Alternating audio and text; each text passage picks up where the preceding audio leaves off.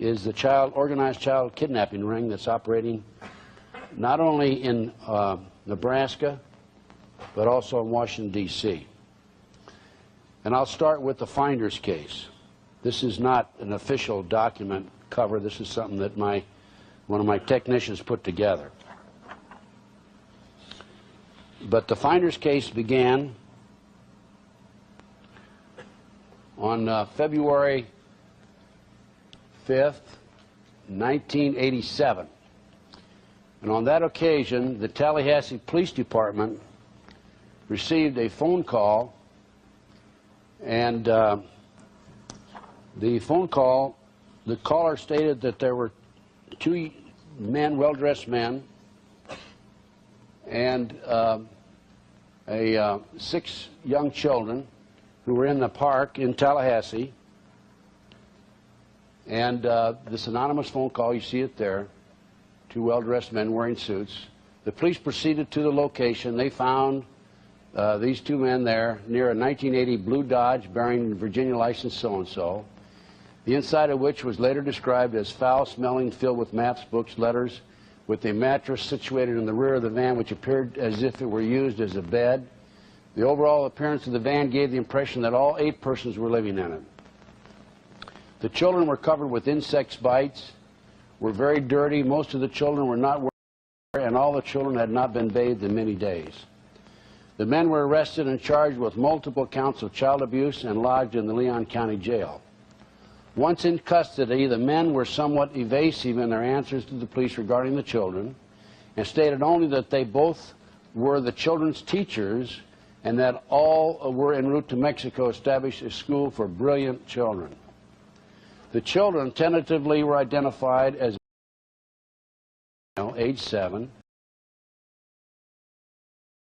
age 6, and so on. The next child, age 4, the next child, age 3, the next child, age 2, and age 2, obviously related to me. The children initially indicated that they lived in tents in a commune in the Washington, D.C. area and were going to Mexico to go to a school for smart kids.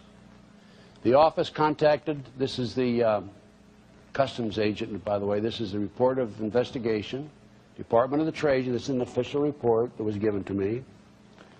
This office, and the customs agent, who's a good guy, okay, contacted the office of the RAC D.C., that's District of Columbia, and spoke with agent so-and-so, Bob Harold.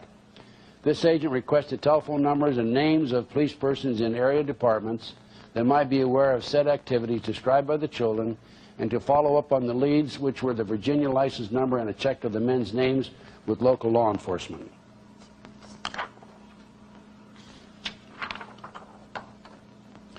And the report goes on, and it says that the 2 adults were well-dressed, white males. They had custody of 6 children.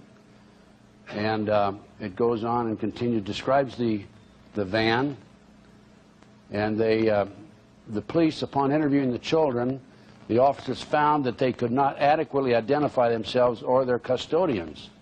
Further, they stated that they were en route to Mexico to attend a school for smart kids. And Agent Keitlow was further advised that the children were unaware of the functions and the purpose of telephones, television, and toilets, and that the children had stated they were not allowed to live indoors and were only given food as a reward. This continues with the report. They were, this office, the customs agent, was contacted by Jim Bradley with the Metropolitan Police Department and related to a case that currently is working in the Washington, D.C. area. He said the actions of the 2 men in custody relative to the children just might give his case enough probable cause to search for search warrants to search premises occupied by cult groups called the Finders.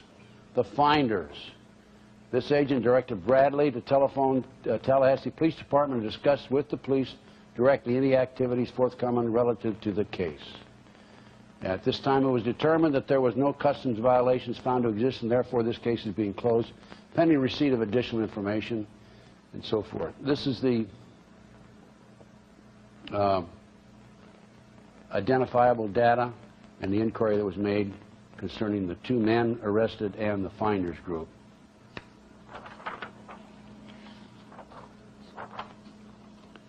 The report goes on, after receiving the request from Tallahassee Police, requested I conduct computer checks on the Custom Child Unit database. The checks were to be conducted in the names, addresses, and vehicles provided. After conducting the computer checks, I made direct contact with Agent so-and-so and informed him that all the checks were negative. At that time, I was informed that the Tallahassee Police had discovered large quantities of records to include computer disks and a U.S. passport in the van.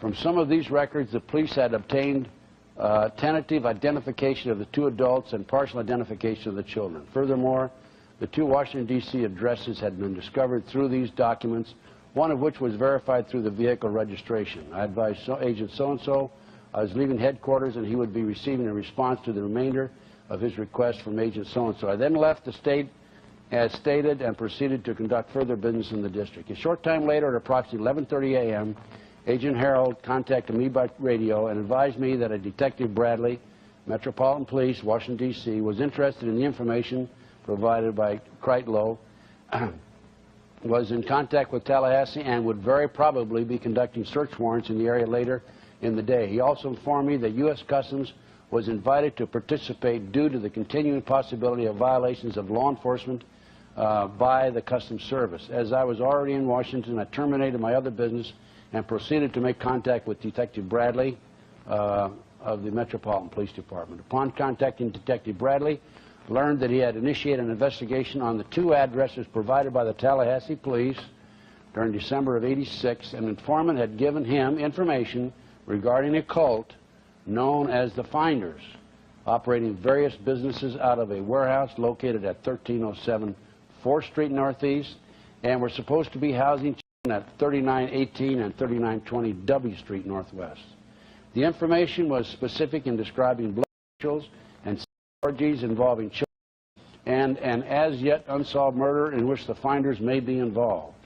With the information provided by the informant, Detective Bradley was able to match some of the children in Tallahassee with names of children alleged to be in the custody of the Finders. Further, Bradley was able to match the tentative ID of the adults with known members of the Finders. I stood by while Bradley consulted with U.S. Attorney Benner and obtained search warrants for the two premises. I advised Acting Agent Holloran of my intention to accompany the Metropolitan Police Department on the execution of the warrants. Received his permission and was joined by so-and-so. During the execution of the warrants at 3918 and 20 W Street, I was able to observe and access the entire building. I saw large quantities of children's clothing and toys. The clothing consisted of diapers and clothes in the toddler to preschool range. No children were found on the premises. There were several subjects on the premises. Only one was deemed to be connected with the Finders. The rest were renting living space from this individual. He was identified as Stuart Miles Silverstone, so-and-so, passport number so-and-so. Located in a room occupied with several computers, printers, and numerous documents. Cursory examination of the documents revealed detailed instructions for obtaining children for unspecified purposes. The instructions included the impregnation of female members of the community known as Finders, purchasing children, trading, and kidnapping. There were telex messages using MCI account numbers between a computer terminal believed to be located in the same room and others located across the country and in foreign locations. One such telex specifically ordered, pardon me, thank you, one such telex specifically ordered the purchase of two children in Hong Kong to be arranged through a contact in the Chinese embassy there. Another telex expressed an interest in bank secrecy situations. Other documents identified interest in high-tech transfers to the United Kingdom, numerous properties under the control of the Finders, a keen interest in terrorism, explosives, and the evasion of law enforcement. Also found in the computer room was a detailed summary of the events surrounding the arrest and taking into custody the two adults and 6 children in Tallahassee, Florida on the previous night. There were also a set of instructions which appeared to be broadcast via a computer network which advised participants to move the children and keep them moving through different jurisdictions and instructions on how to avoid police attention. That would indicate to me they had other children in the location, and after they were apprehended, They figured it might lead back to this location, and so they moved children out of there. One of the residents was identified as a Chinese national. Due to the telex discovered referencing the Chinese embassy in Hong Kong, he was fully identified for future reference. And it goes on. He is in the U.S. as a graduate student. During the search warrant, there were extremely large quantities of documents and computer equipment at the warehouse. The Metropolitan Police was posting officers inside the building. They were sealing the building until morning, in which a second warrant for that premise would be obtained and executed. Agent Harold also advised me that the news media had been notified and had been waiting for execution of the warrant on the 4th Street address. Did anybody remember reading about this in the newspapers? Okay. You're going to find out that this is news. This is major news. And I'll tell you at on the last page. Talking about controlling the press, ladies and gentlemen, believe me. That the news media had been notified. Detective Bradley later stated that the Metropolitan Police Department information officer had been contacted. I guess is out. When it became apparent there was no information on the search warrant, the reporter contacted local news media. Here it is. For the search warrants, disclosed the location and purpose of the warrant. Detective Bradley surmised that someone in the Tallahassee Police Department was the original source of information for the press. And it goes on. Now, I met Detective Bradley at the warehouse, granted limited access to the premises. I was able to observe numerous documents which described explicit conduct between the members of the community known as the Finders. I also saw a large collection of photographs of unidentified persons.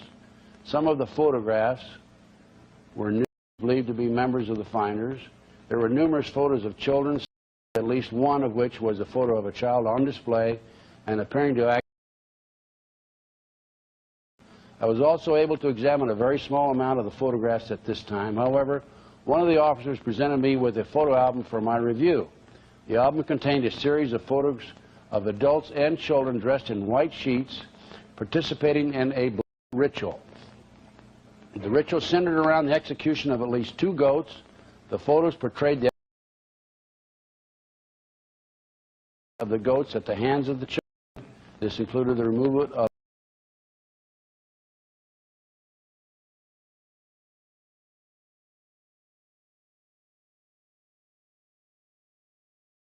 further inspection of the premises disclosed numerous files relating to activities of the organization in different parts of the world.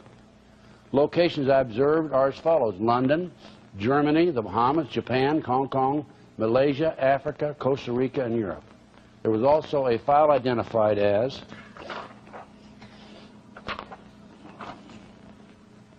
Palestinian. Other files were identified by member name or project name, the project appearing to be operated for commercial purposes under front names for the Finders. There was one file entitled Pentagon Break-In, and others which referred to members operating in foreign countries. Not observed by me, but related by the Metropolitan Police Department, were intelligence files on private families not related to the Finders. That means they're gathering information on people not involved with the Finders.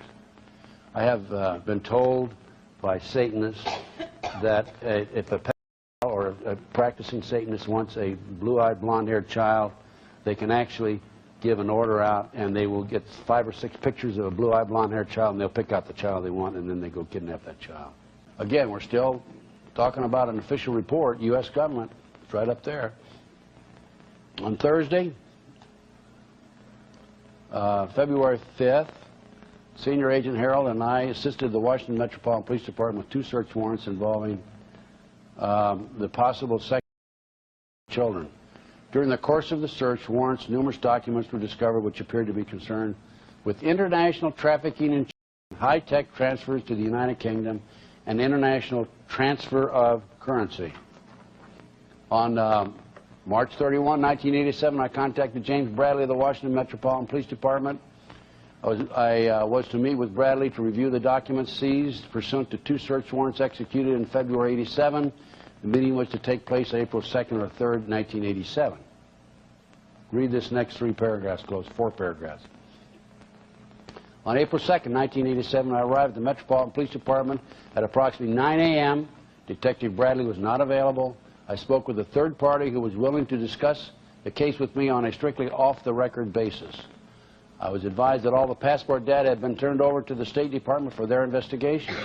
The State Department, in turn, advised the Metropolitan Police that all travel and use of the passports by the holders of the passports was within the law and no action would be taken. This included travel to Moscow, North Korea, and North Vietnam from the late 1950s to the mid-1970s. Weren't we at war during that period with these people? And I think travel was forbidden in those days, right? When you're at war with the country. This individual further advised me of circumstances which indicated that the investigation into the activity of the finders, watch this, look at this, had become a CIA internal matter. The Metropolitan Police report has been classified secret. It was not available for review. I was advised that the FBI had withdrawn from the investigation several weeks prior and that the FBI Foreign Counterintelligence Division, that's headquarters, by the way, had directed the Metropolitan Police Department not to advise FBI Washington Field Office, that's the field division in Washington, D.C., of anything that had transpired. No further information will be available. No further action will be taken. The finders uses a fleet of unmarked vans to grab targeted children from parks and schoolyards. They then drug the children and transport them to a series of safe houses for special training. Marion David, I don't need to mention his last name, the leader of the finders cult, he is identified and a CIA officer whose son was an employee of the CIA proprietary firm Air America, which was notorious for its smuggling of drugs out of the Golden Triangle into Saigon during the Vietnam War, destined for the United States.